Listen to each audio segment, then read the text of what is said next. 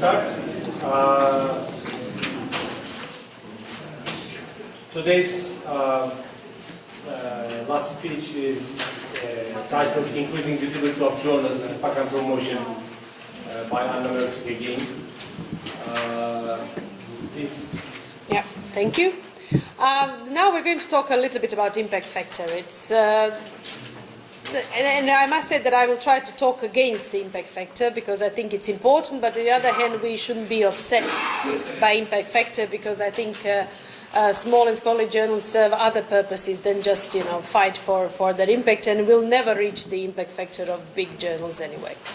And we are, by definition, coming from scientific periphery. Although Turkey may be, it is one of the major economic factors in the world, but when you look at science and scientific community, we can be what is defined as the scientific periphery, which is not just defined by the size of the research community. Maybe in absolute terms, Turkey is big as a research community, but it has also the other problems that kind of put it at the scientific periphery. Lack of perhaps financial support, and what is most important, the language barrier.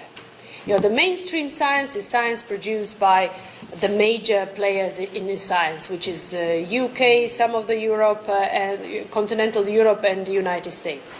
And there are some countries that are coming now as big scientific forces, such as BRIC countries, China. China, again, because of the language barrier, has developed their own indexes, the whole community of Chinese language journals and so on, and we know quite a little bit, not too much, about scientific publishing in China.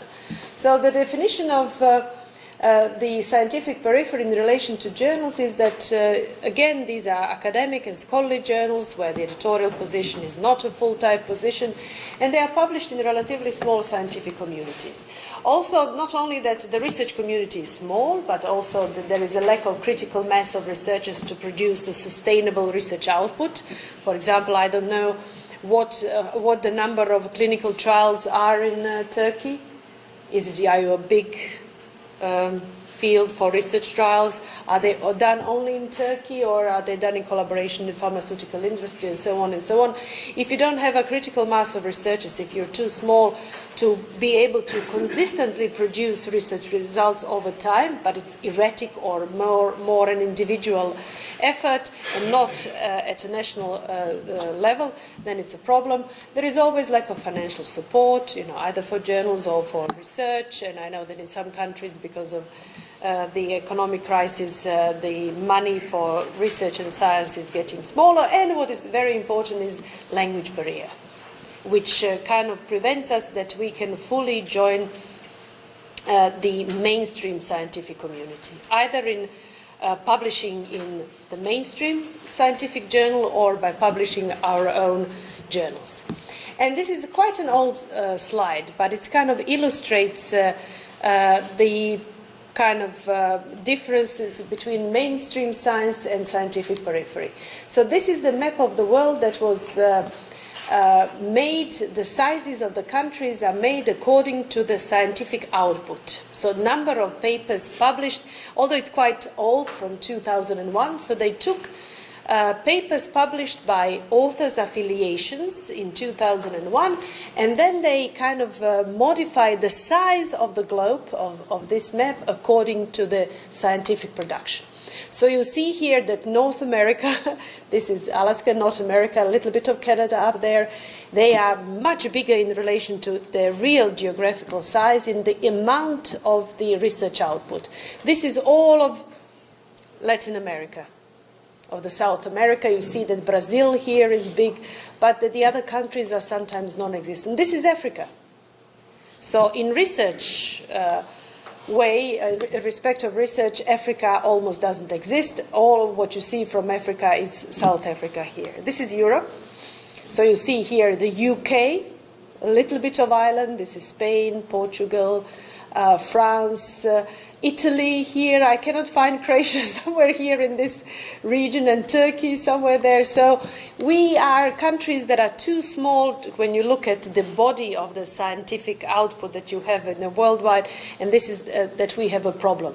So we are not visible because we produce a small fraction of the world's research output, and what we want to change is that also the research that is produced here, and when you look at the number of Turkish journals or the number of Croatian journals and the effort that we are taking, then we are undeservedly in many ways not visible there. And also this scientific periphery and this kind of introduction why we need visibility and impact.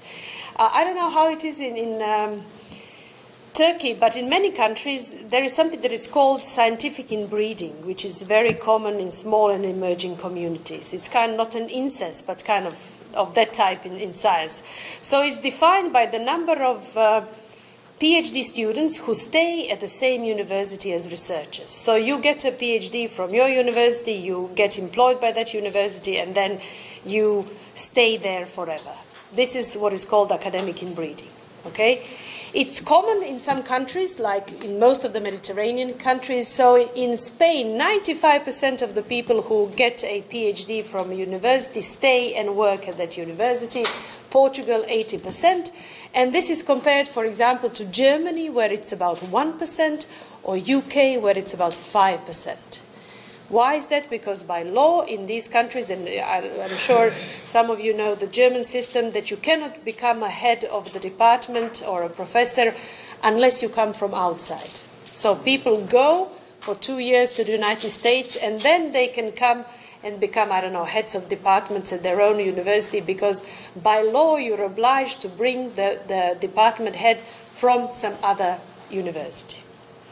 For example, I mean, it's much easier for them because for German-speaking countries, you can bring a professor from Austria, from Switzerland, so you have a much wider, and Germany is big, it has many universities, and it's the same with the UK. You can always get a person who speaks good English and bring it as a professor in the UK. So this mobility, which is also very common for the United States, where people go from universities, it's not common in small communities. I mean, in Croatia, you cannot bring people from outside to lecture in Croatian. I mean, maybe in English, but not in Croatian. I don't know if there are any legal regulations in Turkey about this.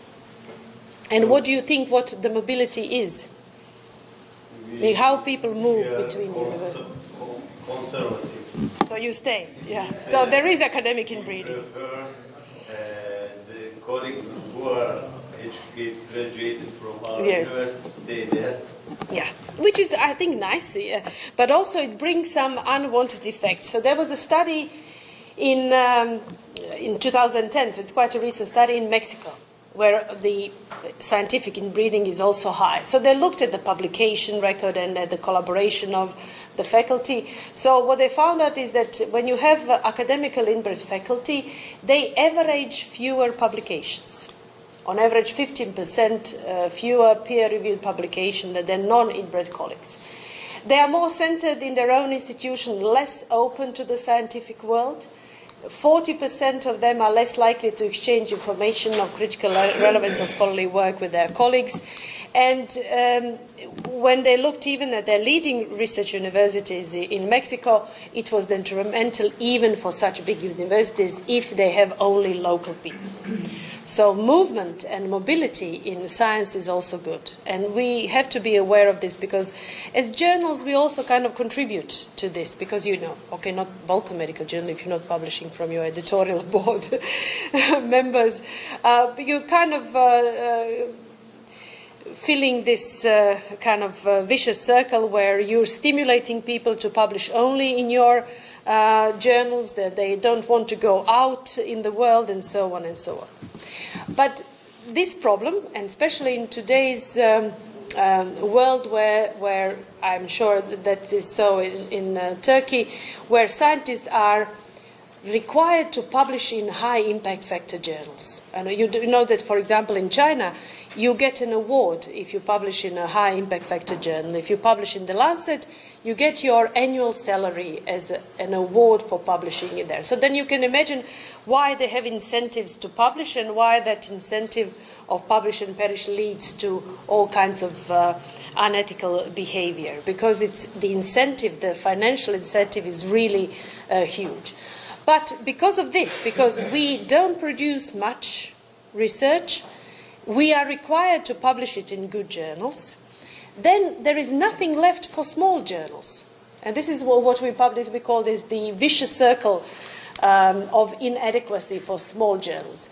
And all the aspects, you know, our authors are not of good quality, our reviewers are not very adequate, we don't have enough money, language is imperfect because it's not our mother tongue, and in the end what we produce as a product of our activity is low quality, and because of that it's also not visible. So you have all of this in a vicious circle where you can say that the patient is still living but the brain is dead.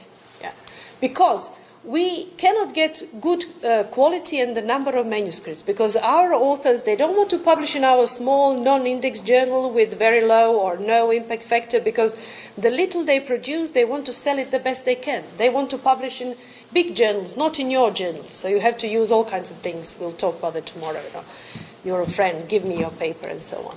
Again, it's difficult to find good reviewers. For example, for us in Croatian Medical Journal, sometimes, you know, you could get an international review and he would say, oh, it's good for you. It's good for Croatian Medical Journal. And we want them to review the paper because of its value, like they would be reviewing for the Lancet and not for the Croatian Medical Journal. Don't tell me that it's good for my low-quality journal. Tell me whether this research is good from your standards, and then we can decide as editors whether we want. So it's very difficult to find it, and nowadays, you know, I think that all of you get an invitation to be a reviewer from all kinds of journals, open access, new journals, so it's very difficult for a reviewer to do this work seriously.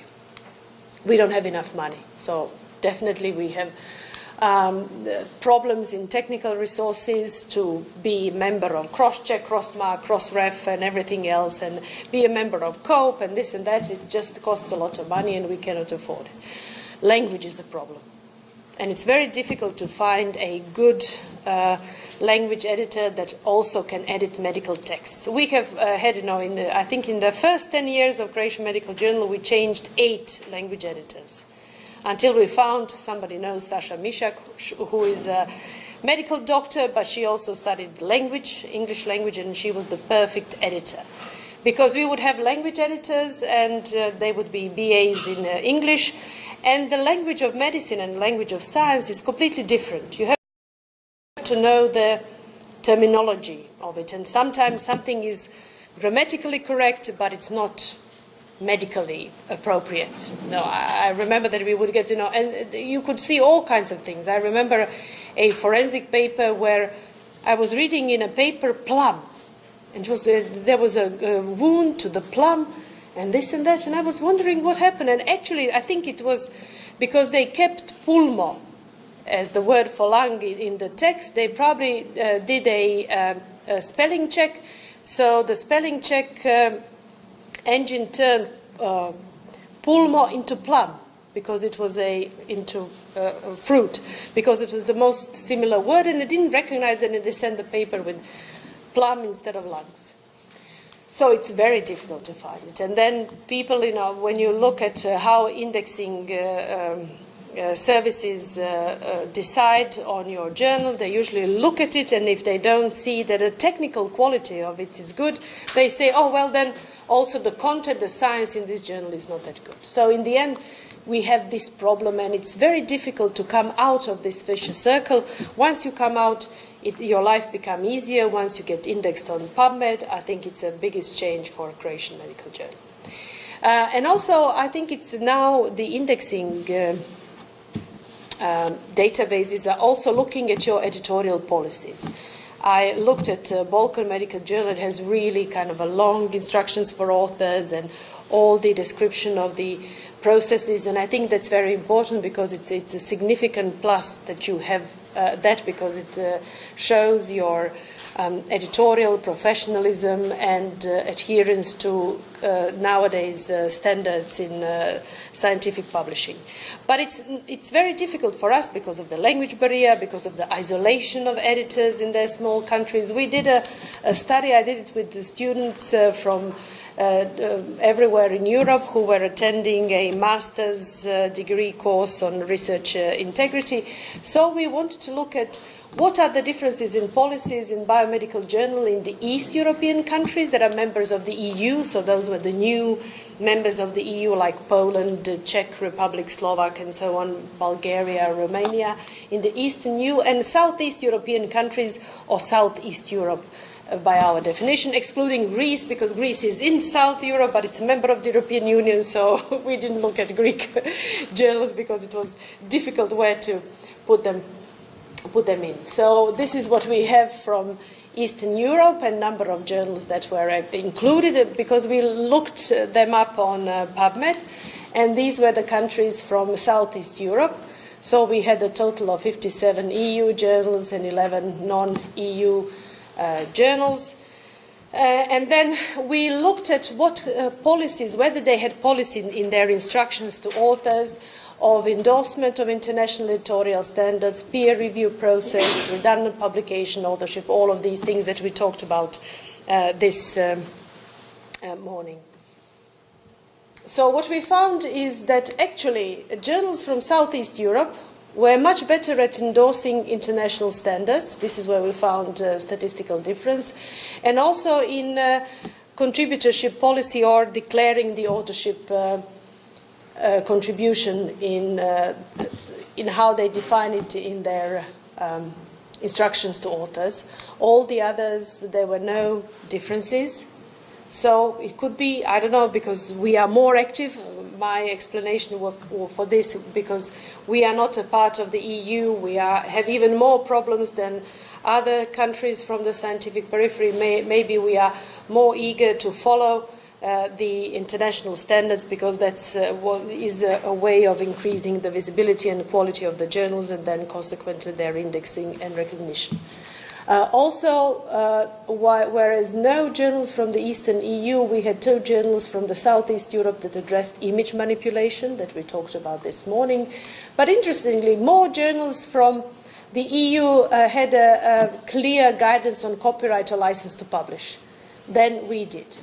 My explanation for this, because they are now, maybe by joining EU, they are more commercial, more market-oriented, they take care of what they can make money from, whereas we still see this as a kind of academic activity and are not interested in making money, but in kind of promoting research and making it more visible.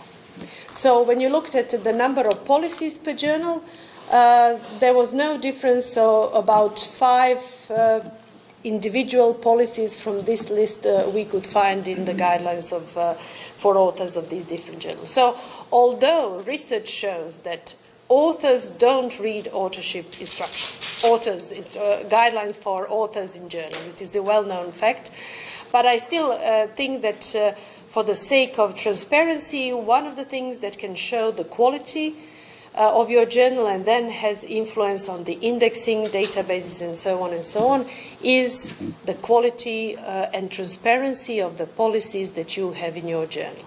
Okay, I think that's very good, and some of your journals, especially the Balkan Medical Journal, is really good in that.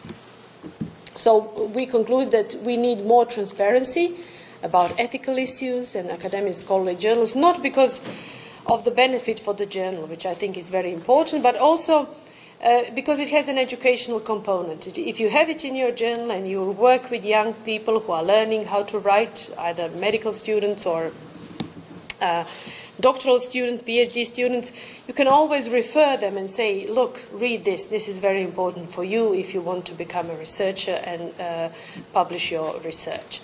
And there should be more guidance for editors, because we may not know. Okay, we got together here, we discuss it, we may go to the meetings of COPE, we may study quite a lot of information on COPE if you have time. you can endorse it in your journals, but we also need ways of stimulating editors to include this in their policies. And we discussed the role of editors, and this is all related, how to make your journal good. The most important thing is to publish good papers, but there are other aspects where we need to look at what else we can do and what strengths we have, what weaknesses and opportunities and threats for responsible publishing. How we ensure that what we publish is good. And I think that the transparency, responsibility, integrity is becoming very important for journals now and very important for indexing in databases and their visibility. So when you look at strengths and weaknesses, this is what is inherent to you as a journal, as an editor. And also the opportunities and threats are factors that are external to you. Your community, the opportunities that it provides, and the threats that may be there. So the strength that we have is that, by definition, the editors of scientific journals in small and small scientific communities are authorities. We are all professors. We have an important voice, and we have a power, because you can make your colleague a professor by publishing a paper. So that gives you an authority and also the power that you can influence what is published and make sure that what you published is good and that the way in which it was published has integrity. You also have editorial independence. So your dean should not tell you what to publish, but you have to ensure that you have your editorial independence. We also have all expertise in research, so we know how to at least assess the new things, to look for evidence for what we do, and so on and so on. Again, your best defense to all criticism is that you have the responsibility for the integrity of the published record. It's you, as the editor, who is responsible for what is published. And if there are mistakes or errors in there, it's you who needs to make that transparent and publish it. And you also have a power to formulate and implement editorial policies. You just write it there and you say, sorry. For example, we have the same problem with our colleagues who want to publish papers in the journal because they need promotion. And the better your journal gets, the higher the impact factor, the pressure is greater. Because, they get publication in a good impact journal. So what do? Do you end up publishing from a single colleague? How many papers can a researcher published in a local journal? Would you put a kind of a limitation to it? We thought that we have several limits, for example, in the mind. From our institution, for example, it shouldn't be more than 20%. Let's say we publish 25 articles, 4 or 5, shouldn't be more than this. For our editorial board, if they publish, I think it shouldn't be more than 1 or 2 in one institute. This could be accepted. Yeah. Oh, yeah. But do you have it written down, or? We didn't. Right there, yeah. But is it ethical to establish such limitations from sources? I mean, what if you set a limit about 4 articles and you receive 40? Are you going to increase the rejection rate of these articles just to comply with this criteria and with these limitations? It's a tricky issue. You might establish some kind of criteria, but it is loose so that you can violate that in case you have excess of manuscripts, or you have to do some policies, or be something that is relatively flexible so that the editorial board can actually decide on a case discussion. Yeah, because it is a problem, because you don't want to become a kind of a journal where everybody's going to publish from the country, they don't publish anywhere else, and that's how you become a professor. And we had a case, no, Ksenia probably is not involved, we had a journal that is now out of all indexes. They are now out of Web of Science, and they are not going to consider it for a long time. And they published exclusively from Croatian authors. They are anthropological journal, but they published medicine. all the time. And I've known a case, because at some point I wanted to look at it. There was a professor, I don't know what, who in his career published 94 articles, original research articles, until when I looked, and 74 of them were in that journal. So he published about, I don't know, 5 to 9 articles per year in the same journal. Sometimes he would publish 2 or 3 articles in the same issue. And I think when you look, and it's a kind of a major internal question for us, we know that you can always publish in that journal. If you pay the article processing fee, they will publish anything. They are indexed, they count for promotion. And I think that, about at least 30% of the academic community, especially clinical academic community in Croatia, became professors solely on publication in that journal. And it's very difficult to... One question. Yeah. Did it actually stop in indexing as a result of an external investigation, or was it an internal? No. It was the Thomson Reuters said, because they kind of use their journal for wrong purposes. They are anthropological journals that are indexed in social sciences. And they are in the first quartile because it publishes biomedical research, which has a higher metabolism of citations. So it's kind of cited. The impact factor is not huge, it's low, but it's big enough for the social sciences. So they are among the best in social sciences, but they publish only biomedical research, mostly clinical research. So they say it's not appropriate for social sciences, and when we put it into clinical or general and medical, medicine, general, internal, the category where they should be in medicine, their impact factor is too low to be indexed. So they became the victim to their own greediness in a way, because although they are anthropological journals, they published medicine, and that decreased their impact factor. But they are still in social science. No, they're out of Web of Science completely. Yes, but they were having publication fees, and they were funded by the government. Yeah, they received money, the maximum amount of money from the government, and they made double that in article processing fees. Yeah, so I think greediness in the end, you have to pay for it. For example, that was a problem for us because we were the first general medical journals that was indexed, that had an impact factor. We had an impact factor of almost 2, and we had really great pressures. Yes? I'm sorry, now I have a practical question. Yeah. You know that you have to have a certain amount of articles when you are going to become an assistant professor or professor. And when I wrote for that journal, You see? I also am a co-author in the journal. It was in Web of Science. That counts. Is it going to be counted? Yeah, it is going to be counted until 2014 when they were dropped out. From then on, I had colleagues who called me and said, what am I going to do? They accepted my paper in that journal. It's still not published. Will it count? Because I submitted it while it had impact factor. I said, no. Sorry. There's a sequence to this question.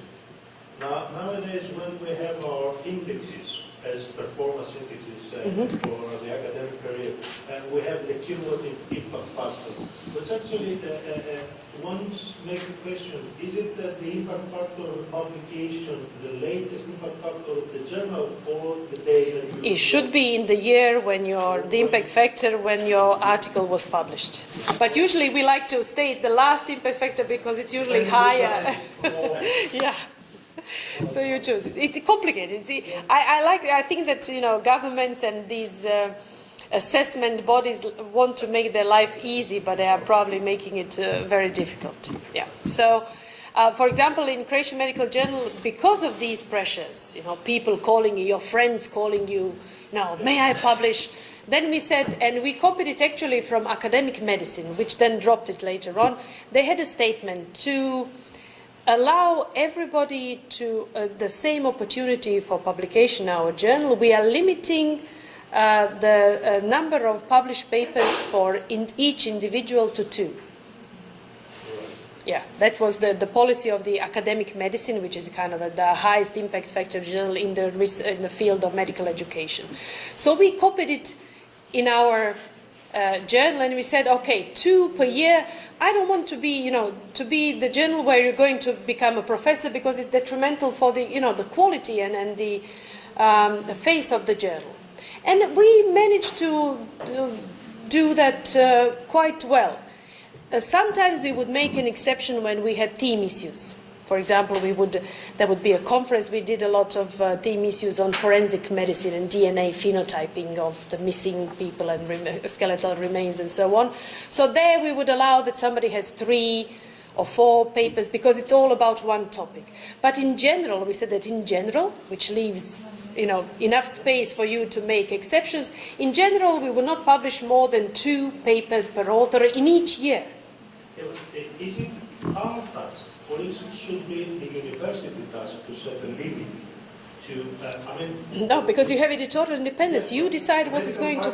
say, for example, Trakya University to say that we shouldn't have more than 20% of your authorship in a certain journal. Yeah. And regardless if it is the Balkan Medical Journal, which is from Edirne, from Trakya University, or other Turkish journals, whichever other, in order not to have only one direction to your authorship. But it's better if the user of this publication, which is the university, establishes this limitation rather than the editor, because the editor, if somebody sends me high impact a manuscript, and I see that I get many citations of that, I would actually amputate my hand. I completely agree, because what if your 3rd paper is the best paper and I already published 2? Yeah, but then in a situation where the rules at the national level are made by the people who are doing this, so there are all these doctors who are doing this for their promotion. They don't want to make that rule because it suits them. And that's the problem with local journals, because they get wrapped up in their local circumstances. So everybody's happy publishing. This is the scientific inbreeding. Everybody's happy publishing in local journals because they actually stimulate that you don't try yourself at the international level. Because it's okay, I will become professor if I publish in my school's journal all my life. And that's wrong. And I completely agree with that. This should be regulated at some other level in the academic community. But if it is not, and you as an editor don't want to be a part of that, then you have to kind of at least amputate at least a bit of fingers in order to have the credibility of your journal. Yeah. But also we have opportunities, outside factors. Because we see the full version of the report on research, and we are well positioned to detect scientific misconduct. Very often when you have a new scandal in scientific misconduct, usually they say, oh, the peer reviewers and editors, they didn't see this. But we are not the policemen. We cannot see, because we cannot check every number during the process. We cannot check all the, each individual patient and how things were measured, because we see only the end product. We are the messengers. We are not involved with the generation of scientific data. We have these new technologies for detecting misconduct. We have Crossref, we have these nice droplets for checking digital images. We have editorial policies. These are our best defense. When people say, oh, why? It's the policy, it's my responsibility. I have to do it because I'm a member of COPE, and COPE requires that we do it. So it's a very good defense for editors. You also may have, I don't know if you have a national ethics or integrity body at the level of... Not the national, but in universities and in hospitals there are always ethical bodies. Yeah, I know, but it's problematic that when you are within the same community, when you don't... how independent would be that? Yeah. So usually some countries, Scandinavian countries, where even they had their national bodies before the United States and their ORI, Office of Research Integrity. Scandinavian countries had their national bodies where you can, even if your university, because they don't like you, because you don't publish their papers, say, oh, this is an ethical transgression, you can always take it to an independent body and they can make their assessment. Now with the digital publishing, there is much more transparency. Everybody can find the publication. Everybody can see what is published elsewhere. You Google and you find duplicate publications, you find plagiarized publication, you can find everything on the web. So it gives you the opportunity that you can say, sorry, your paper is the same as what you published before, I cannot publish it, and so on and so on. So it gives us lots of opportunities. And as I said, many editorial organizations have publishing policies, and I would really strongly recommend, as a beginning, for me, the European Association of Science Editors, EASE, was the best way when I started being an editor to see, for example, that even the Lancet complains, oh, we don't get good reviewers, we have problems. So you see that the problems in publishing are very similar for big journals and for small journals. So it's really good to be a part of the editorial community. They all have their policies that you can study, incorporate in your guidelines, which you did in the Balkan Medical Journal. We also have weaknesses. We don't have a mandate for legal actions. We cannot sue anybody. We cannot say, I can do this. So you can only retract. Sometimes some journals are afraid to do that because they are afraid of being sued. Like there were cases, if you read Retraction Watch, that an author sued the journal because they retracted his publication. And legal matters are not that easy, and they are very expensive. There are few means that we can act. We can issue a retraction, or we can, what is sometimes used, issue expression of concern. This is something that is not a retraction, but you're saying, okay, they informed you from the university there is an ongoing investigation of an allegation of misconduct regarding this report in my journal. I'm just warning you that there is an investigation, and we are waiting for the results of these. You see that in Science, in New England Journal of Medicine, in JAMA, you can see these expressions of concern. I personally don't like that, because what if the allegation proves to be wrong? I have seen in New England Journal of Medicine expressions of concern, and then expression of concern confirmed, followed by retraction, when the investigation was concluded and they found research misconduct. But I also found expression of concern and then expression of concern removed, because the allegation found out that the person was not guilty. So the journal had to retract its own expression of concern. But since it's all in the public domain, I, as an author, would kind of choose to sue them because they spoke badly about my research and they had to retract it, for example. So I'd rather wait till everything is finished, issue a retraction, rather than kind of voice it so hard before final decision. And we don't want to get involved in delicate issues. Nowadays it's changing. Before, editors didn't want to do anything because it would be damage to your journal's reputation, but nowadays this attitude towards correcting literature has changed, and it's actually a kind of a seal of quality for your journal. If you take your job seriously, if you have a retracted paper, that means you're good at your editorial work and you're a good journal, instead of hiding it up and not doing anything to you. But it's sometimes serious problems for some journals, and also we very often do not have enough education or knowledge or staff and the resources to implement all of these procedures. For example, the New England Journal of Medicine has employed a person just to check whether the trials are registered. They check all submissions for the trial registration. Can we afford it in our small journal to have a person fully employed just for that? So it's very difficult for us, to pay membership to this, pay membership to that, buy this software program, buy that software program. So very difficult. We also have threats, because there is very little legal regulation or culture of research integrity in many smaller scientific communities. You see, our countries don't have national bodies that can provide kind of general guidance, that can be an independent body to assess problems in ethics. We don't have any legal regulation that would address scientific misconduct or publication misconduct. There is no training available except sporadic workshops like this out of enthusiasm of editors. Lack of support, because publishers, associations, scientists, institution, academic institution, they don't know what they have to support you in. There are pressures. You know, your dean tells you, you have to publish this. For example, the major conflict we had in Croatian Medical Journal was when our dean wanted, we made a contract, we're going to talk about that perhaps later on tomorrow, about how you regulate your job as an editor.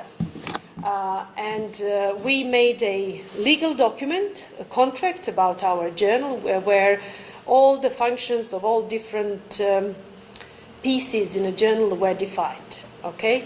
There was editorial independence and so on. So our dean wanted to strike out editorial independence, and she wanted that we show her each table of content for approval before publication. Of course, it created an international scandal, and they had to retract from there. But this is something that you can expect, that, deans, especially, when we were a small and insignificant journal, nobody took care of the journal, nobody cared for us. But once you become an index journal with an impact factor, you get enormous power, which they see, oh, look, this is important power. And the problem with us is that we didn't use this power to become power figures locally, but to produce a good journal. And it created problems for us because they didn't have the same view on what power means. For them, power means I'm giving you your professorship, I'm getting even much stronger, and so on and so on. So it can be rather serious. And the general corruption, which at least we in Balkan countries know about it much more than other countries, and it's very difficult to sometimes publish a journal in such an environment. But now we go to this visibility, how we can, play the game, because this is the game of the mainstream science, and everything is about where you are, what your citation is, either as an individual, institution, or a journal. Are you indexed in Medline? For us in medicine, this is the major database where we want it, because everybody is going to go to PubMed for information in medicine. We like to get indexed in Scopus, and of course, everybody wants to get an impact factor, although it's kind of the crudest indicator of the visibility or influence of a journal, much less than the metrics that is produced by Scopus, for example, but we still think that impact factor is something that is most important. And I'm not going to go through this in great detail. I'd rather leave more room for discussion. This is from a project that was called Necobelac by Italians. These are information scientists who looked at different databases and looked what different databases look for, what they check when they assess your journal for indexation. So for Scopus, they also looked at the concept and goals, the aim, the niche of the journal, how you define a journal. Most of them, from Medline to Web of Science and Scopus, they require that you're being published for at least 2 years, because before they consider you for inclusion in either Scopus, Web of Knowledge, or that is Web of Science, and Medline. And also Medline also indexes biomedically related content, so although you can find physics papers, psychology papers, but it has to have some relevance to medicine to be indexed in Medline, whereas Scopus and Web of Science or Web of Knowledge are general scientific indexes.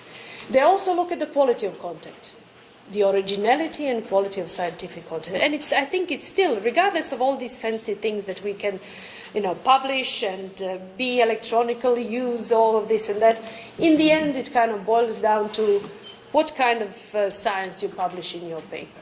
Medline would also look at the objectivity of the published work, although it's not as well defined.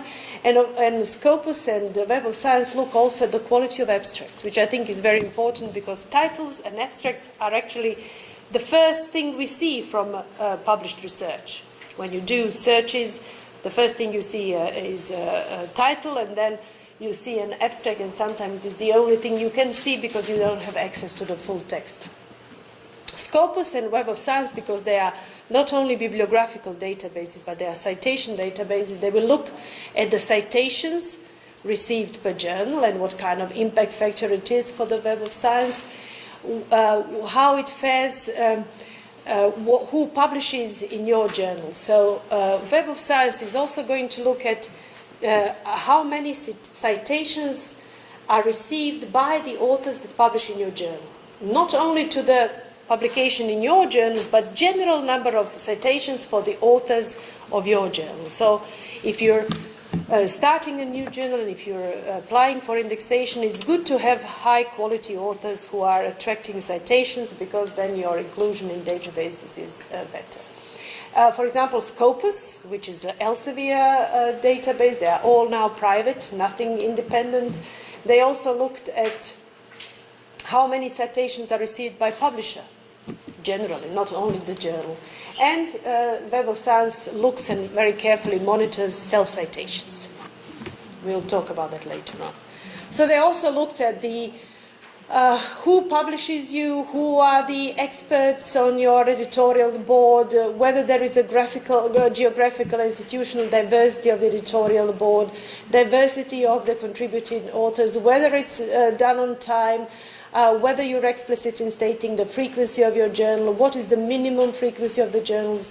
There are some rules for text and instructions for authors for Medline, information about publication ethics and conflict of interest. So you see that this didn't used to be a case before, but now it's becoming an important issue, at least for Scopus and Medline. I think now that it's becoming more important for the Web of Knowledge too. They assess peer review, and they carefully look at the peer review process that you have described. And especially if you have, Medline would ask the opinion of external reviewers for evaluation for inclusion in Medline. They also look at these kind of technical things, whether you have an ESSN, whether you publish abstract keywords, whether you publish in English if you're not an English journal, whether you have mentioned the author's institutional affiliations, the quality of graphic presentations, and so on and so on. So how do we measure it? And I just went to Scopus and looked at the publication output for Turkey for 2012, because I think that's the last data that I had. And you see here that medicine has a central place. These are the publications, the bubbles of publication productivity of different fields in Turkey. Medline is definitely in the center of the publication activity in Turkey, and everything else is directly or indirectly linked to medicine. Social sciences, and then others, through social sciences, then others are connected to Medline, and through biochemistry, genetics, and molecular biology, connected to computer science and other natural sciences, or to the agriculture and earth sciences. So definitely medicine is something that is important for Turkey. And there are different ways how we can measure the quality of journals. It can be based on citations, and what we use usually is the impact factor, which doesn't have to be the best. It has limitations, we're going to talk about that, but there are alternatives, and nowadays the journals are producing what is called the alt metrics, so the other metrics. You go to PLOS journals and you can find number of downloads, number of PDFs downloaded, but again, as I said, you can have online machines that are generating downloads for your paper, that are tweeting about your paper, so you can tweak and manipulate that statistics equally well. So I don't think that any of these work, but that we should look at different indicators of impact measures to all together. For example, there is an H index. H index is very important. I don't know if researchers are evaluated by H index in Turkey, but it also has a problem because it's related to the age of researchers. So older researchers will always have a greater H index than younger researchers. You can also look at the impact of the journal on where it's indexed. which databases it is indexed in. Or you can see what are the other aspects, how the structure of the journal is, the format of the issues, diversity of authorship, timeliness of publication, web publishing, peer review process, and so on and so on. So there are different ways that we can evaluate journal from.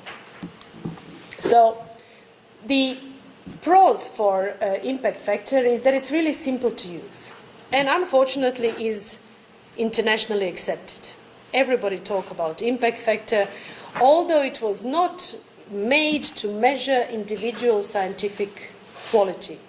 It was done by Eugene Garfield to help librarians who didn't have enough resources to choose the best literature they can, so that the researchers in their institution, in their library, could read the best research. So the actual aim of the impact factor is to collect 10% of the best research publications in the world, and those are the publications that a library should have.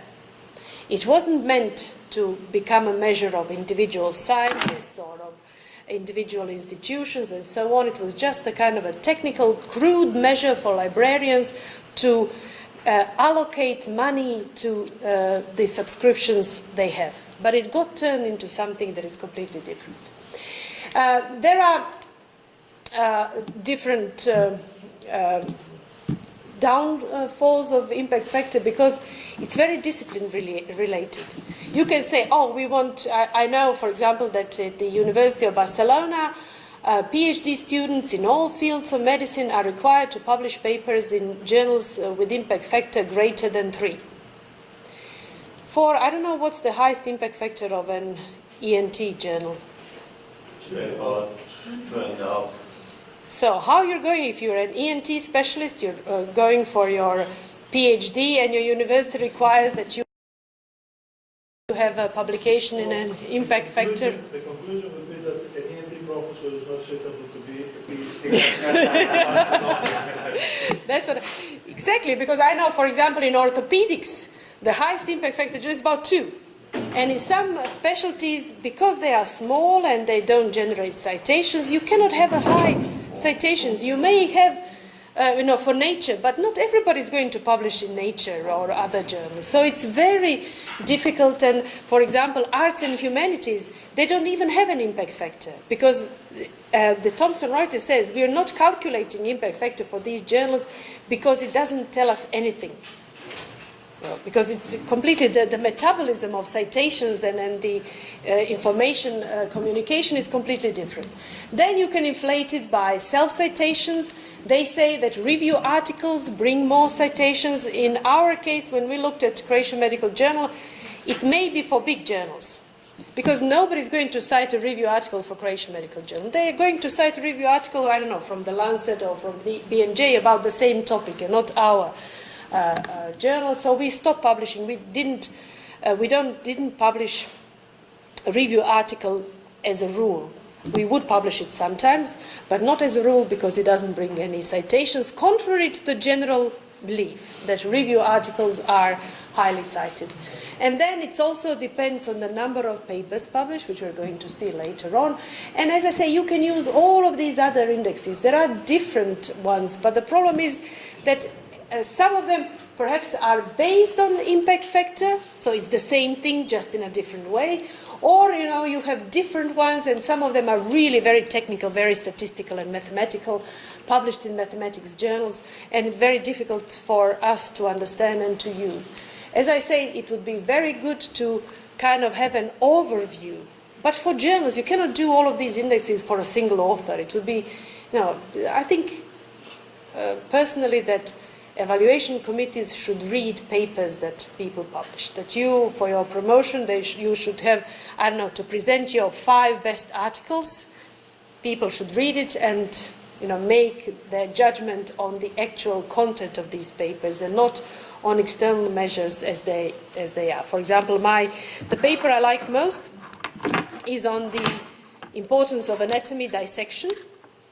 which was published in The Lancet, for which we didn't get many citations because it's anatomy. It's not, a field where you have lots of citations, but I consider it as one of my most important papers because it argues well about the importance of learning morphology in modern medicine because of all the imaging methods, and you still need to recognize the morphology, and it's not going to be the MRI that is going to tell you what it is on the picture. You have to know anatomy well, and so on. So I think we have to completely change the system of assessing research, but that's not a topic for editors, but for scientific communities. And there are ways, like, for example, COPE. This is an interesting editorial, a vicious circle of the bureaucrats, researchers, editors, and the impact factor, where everybody kind of tries to inflate it and to their benefit. For example, these are COPE examples of how journals manipulate impact factor. You can publish annual reviews, and in the last year we published important research on this, so you cite all your papers in the last year, and this is how you increase your self-citations. Or editor may insist that authors include citations to the journal in their manuscript. Okay, this is something, and we discussed it during the coffee break today, but it's something that very often I wouldn't ask authors to include citations in their journal. But for example, we have published a lot of papers on war trauma, lots on PTSD, and I receive a paper years on, and it's to war-related PTSD, and they didn't even bother to look in our journal where we published really high-quality research on this, and they don't even have a single citation, which I think is not kind of fair. And I tell them, please, we have published a body of research on this. You may find something useful there, which I think is also a reciprocal process. But I wouldn't tell them, and I wouldn't consider it if they don't include the citation for Croatian Medical Journal as something to reject their paper on. But it should be beneficial. And you shouldn't have too many citations because ISI follows this, or Thomson Reuters follows this, and if you have more than 20% of your impact factor is due to self-citation, then they may strike you out or penalize you, I don't know, by 2 years, leaving out of the impact factor. For example, this is an example of an International Journal of Cardiology. So they had because they started publishing these annual reviews, and they asked each journal to cite their journal in the method section about ethical authorship, okay? And their impact factor increased from 0.4 in 2008 to 2.9 in 2009. And of course, this is something that raises up red flag at Thomson Reuters, and they look at this, and they got back to these guys and said, this is not what you do, so they discontinued this practice. So, I mean, you can try, but it's better that you do it in a proper way. For example, these are and it's increasing, because these are the number of journals that were excluded from the JCR Journal of Citation Reports because they had self-citations. From 9 in 2007, and look at how it's increasing. In 2011 list, they had 51 journals that were removed from the JCR because of too many self-citations.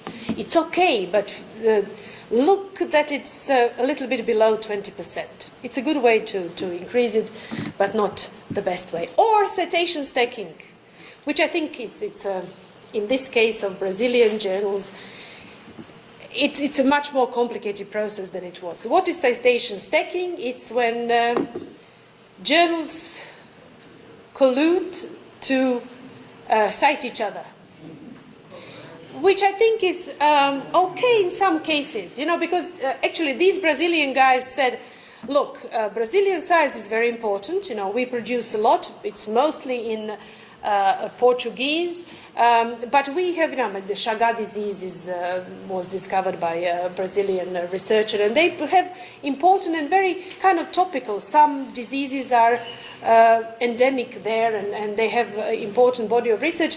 And then they said we should bring awareness of the importance of Brazilian research, and we should have like theme editorials and theme overviews of research in Brazil. So they said, why don't we get together and we make it kind of a national effort and kind of increase the visibility and the importance, the awareness of importance of Brazilian journals. But one of them, these clinics, their most influential journal, overdid it a bit and cited too many papers, and that, because Thomson Reuters is following that, that became as what is known as citation stacking. Increase in publication by citing, inter-citing of more than one journal. So it's not a self-citation, but it's a kind of self-citation of a group of journals. And it created a big stir, and they were dropped from Web of Science for 2 years. Now they are back in, at least the Revista Academica Medica Brasileira is back in, because they provided a good explanation that it wasn't the intention of increased citing, but collating research on specifically Brazilian topics. But the problem was that this editor of Clinica, when he was called by a reporter, he said, no, he started shouting and accusing this and that created a stir in the international literature. You see that it was written in Nature News, whereas these Brazilian guys told me, yeah, but most of the cases of citation stacking and journals excluded from Thomson Reuters database were in the United States. But the only case that the news wrote about were about Brazilian case. Because this poor guy, said, argued with the reporters. Once again, like Jen said before, the title is Brazilian citation. Exactly, that's what they say. Everybody's all these Brazilian, these guys from Latin America, these guys from the Balkans, they are always cheating and this and that, Chinese and so on. But actually, as they said, they looked at who else was thrown out of Web of Science because of citation stacking. Most of the body of these journals were from the United States. But we don't know about these journals, but we know about Brazilian journals that are not good journals. So again, if you do that, and I think it's a very thing, if you want to kind of present medical research in Turkey, and you would have a series of reviews on Turkey, I don't know, diseases important for Turkish research, and you get together with a couple of Turkish journals, you may face the problem of being detected by Web of Science and then thrown out, a big scandal. I know that these researchers received, the editor of the Revista Social Medica Brasileira told me that he was denied research support for his own research for 5 years because of this, and without any appeal, or nobody asked him. They just kind of brought the decision on him, so he's suing them and so on and so on. Excuse me, can an editor ask to author to cite a specific reference because of scientific reasons?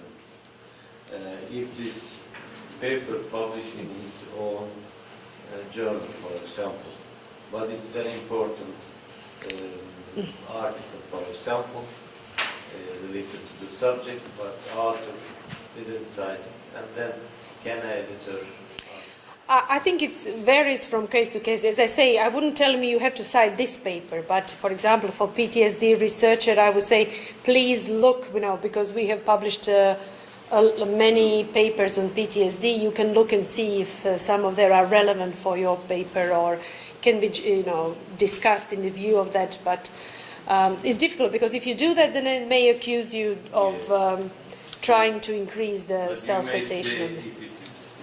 I think if it is crucial, then I think you can ask. Because some reviewers say this. Now, they are not related with our journal, but they may say that. Then it's, if it's reviewer saying that, it's fine. It's not you saying. And you can always say, look, it's what the reviewer wrote, not me. Yeah. And I just want to illustrate how this is done. So because I'm always, obsessed with this impact factor and the differences in large and small journals, I had a few students, and we read 9,000 papers.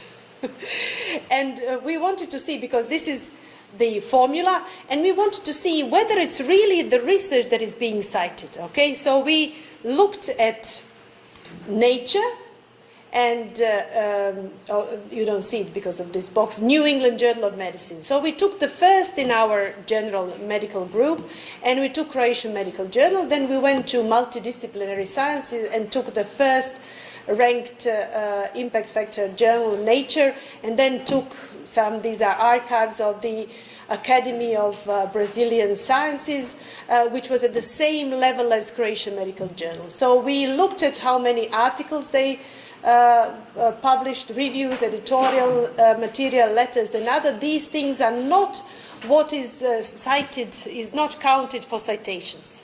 So all the citations to this are in the how do you call it, denominator and numerator. In the numerator, they go up in the formula, and only these go into the denominator. So this is what the impact factor is divided, citations are divided from. So you see that when you look at the New England Journal, Nature, because they not publish only research, but they publish a lot of opinion pieces, they publish a lot. Most of what they publish in their journals, when you look at the percentages, comes from non-citable items. Okay, look here. More than 50% and more than almost 80% of what is published in New England Journal of Medicine comes from not original research.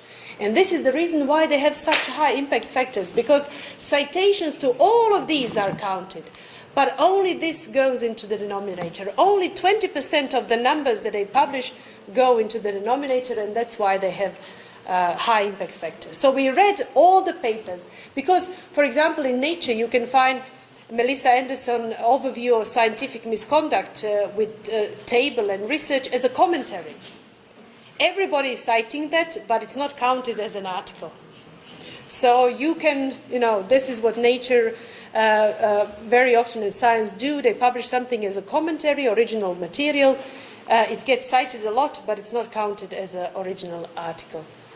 And yeah, we accept some letters in that, but when we review a study, and if it contains important material, but let's say power is small, yeah. and then we ask the authors to write them as a letter.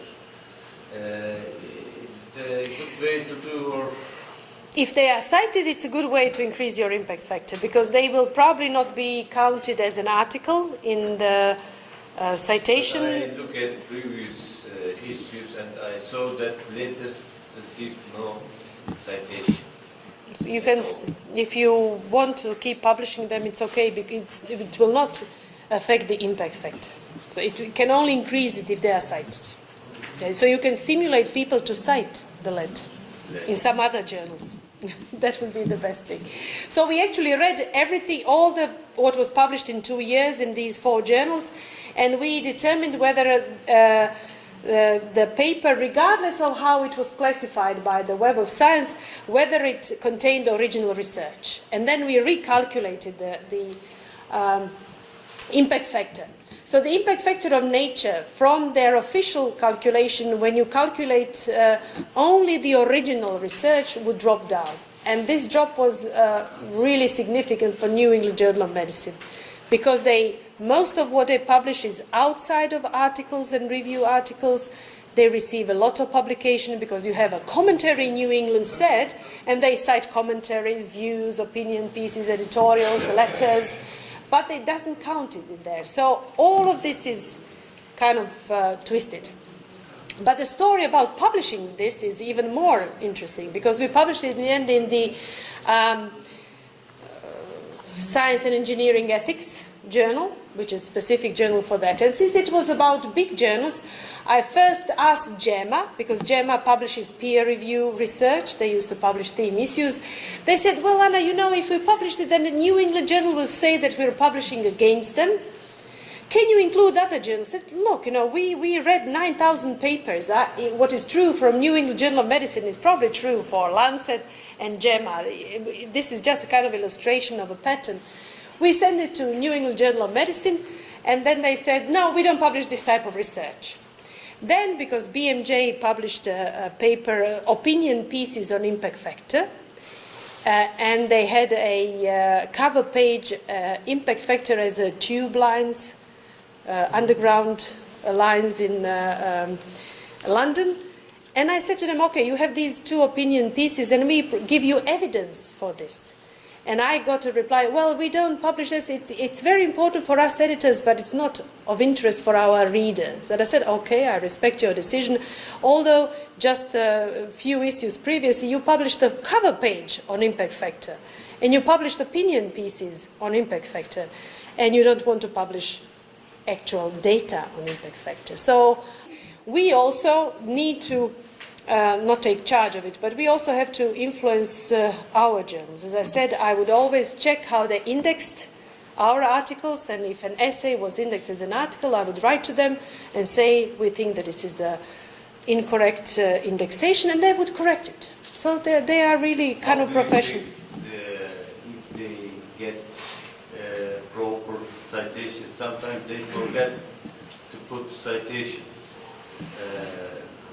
Is there a practical way to search unforgotten citations? But you can always, if you find something, you can always write to them and ask them to. If you accidentally find Yeah, it. yeah, But you can. there is some way to check it. We would just go article by article of what we published, and we would look at what is cited. And if you want to go into, deeper analysis, you can always look at whether the number of citations is right and so on. But it's a lot of work, so I'm not quite sure. So I find that my collaboration, even with a small journal, was very good with Thomson Reuters. It's just that, everybody else, the whole community pays so much attention to impact factor that it gets such problematic thing. But I think that we should also take more proactive advice. So I think my advice would be that you follow your journal citations, so you see what it is about your impact factor, that you see what is highly cited, what are the topics that attract citation. Maybe then you want to publish more of those, because this is the source of your citations, and then work on tracking articles that will be used and cited, and maybe, use social media at least a bit, or alert your readers in some other ways, and prospective authors about that. For example, we regularly publish analysis of our impact factor, what gets cited, which topics, and so on. So we would do it every, this is an overview of since we were indexed, and then we would regularly publish what we do. And I think it's very important, and also tells your authors that you're, and indexing organizations, that you're careful about it. For example, when I left as an editor of Croatian Medical Journal, I said that it's now time, we will not get a higher impact factor as such. As a general medical journal, you cannot increase impact factor, because we reached kind of a plateau. Yeah, we couldn't get it more. But then if your impact factor and influence is important, you should think of something else. For example, if you look, because when you look at the Web of Science and what is related to you, which journals are related to you, general medical journals come here quite low, and we are a general medical journal. But look, our closest related journal is Forensic Science, International Journal of Legal Medicine, Forensic Science, Sports Medicine, Journal of Forensic Science. This is because we regularly, after every 2 years, we publish forensic theme issues on DNA phenotyping, and that brings a lot of citations. My advice for them, stop being a general medical journal. Let's become a DNA or molecular medicine forensic DNA journal if you want to keep, at the forefront of medical research, and if you want to attract high citations. You cannot just stay as a general medical journal if you want to go that way. Maybe you want to be a place where people will publish their thesis to satisfy the requirement for your defense of thesis and so on, or you want to do something new. So it's very important to see where your journal stands. What are the topics and what are the strengths of your journal citation-wise. Okay, where you are, we are at that time, and this was the highest impact factor that we got. We are in this quartile, the second quartile of medicine, general, internal, and we wouldn't be able to go there. So I like public health. I like quality assurance. This is Donna Bedian. Structure, process, outcome, structure of the quality assurance in medicine. And when you look at the editorial work, we have good structure. We have guidelines, we have standards, we have editorial policies. We have processes where we declare things, where we verify, where we handle allegations, where we have procedures that we follow for peer review and so on and so on. But are we getting better? I think we're missing this assessing of the outcomes. Are we getting better in responsible publishing? I think this is something for all journalists to look at a small research projects. Let's follow our journal. Let's assess it like we did with Ksenia's PhD. Her PhD was actually looking at what we do when we introduce the plagiarism check in our journal, and she worked on it for several years and made a nice research out of it. So I think what we do, I always translate my research from biomedicine into publishing, and then try to, what we do every day anyway, try to kind of make it into a small hypothesis testing or a small overview of things and see whether we are getting better. And that you can do at least by following your journal through years and follow the changes in editorial procedures with the outcomes that you publish. Thank you. Thank you. Now we're changing to the meeting group for the panel. We're going to Balkan Congress Center, second floor.